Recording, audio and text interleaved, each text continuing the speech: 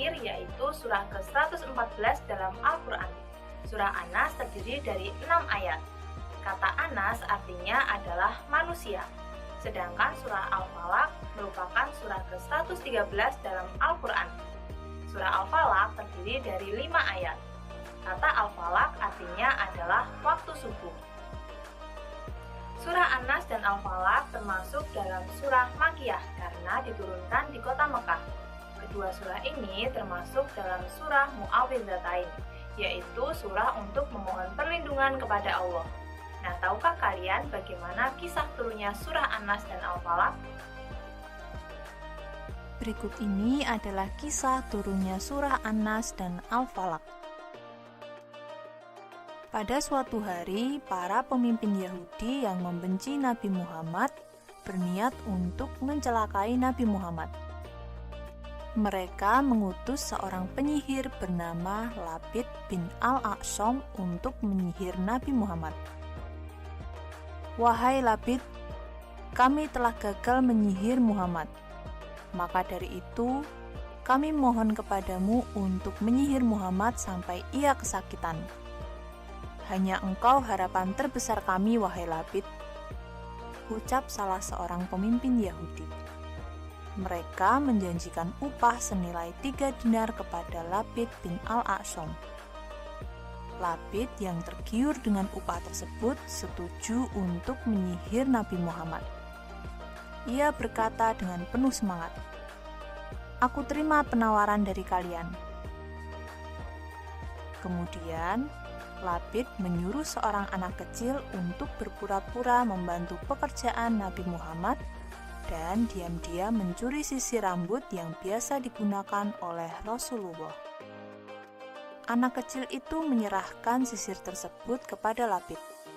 Dengan sisir tersebut, Labid menggunakan helaian rambut Rasulullah yang tertinggal untuk menyihir beliau. Akibat sihir Labid, Nabi Muhammad menderita sakit yang cukup parah dan tak kunjung sembuh. Rasulullah pun terus berdoa kepada Allah memohon kesembuhan. Kemudian, Allah menjawab doa beliau dengan mengutus 2 malaikat yang menyamar menjadi manusia untuk menjenguknya. Malaikat pertama duduk di dekat kepala Nabi Muhammad, sedangkan malaikat kedua duduk di dekat kaki Nabi Muhammad. Lalu terjadilah percakapan antara kedua malaikat tersebut.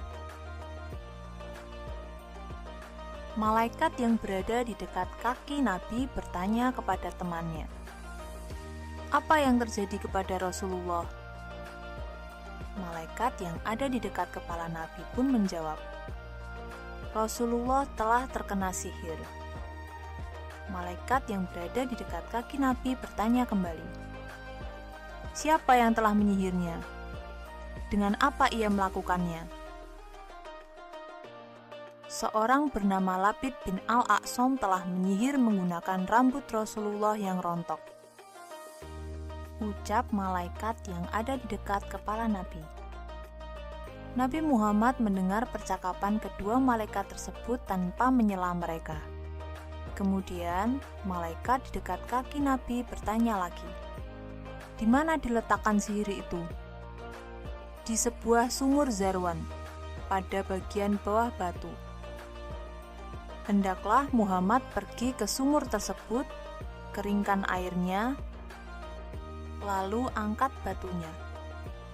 Di sanalah terdapat sebuah kotak yang ada di bawahnya, dan bakarlah kotak itu, jawab malaikat yang ada di dekat kepala Nabi.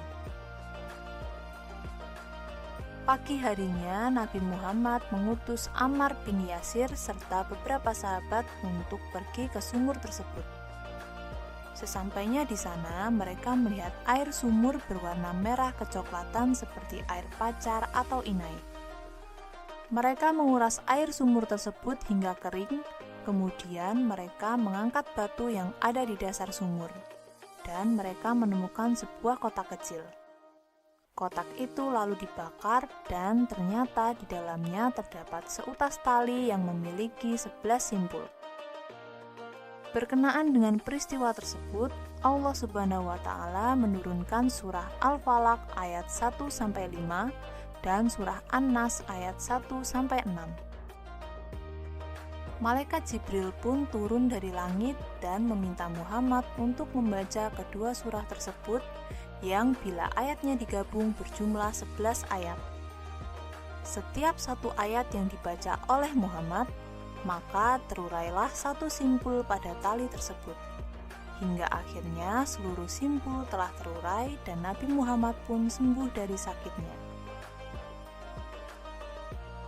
Surah Al-Falaq dan surah An-Nas berisi anjuran untuk meminta perlindungan dari segala kejahatan hanya kepada Allah Subhanahu wa taala. Kedua surah pendek tersebut kemudian disebut sebagai Al-Mu'awwidzatain karena telah mampu mengobati penyakit sihir pada Rasulullah Shallallahu alaihi wasallam.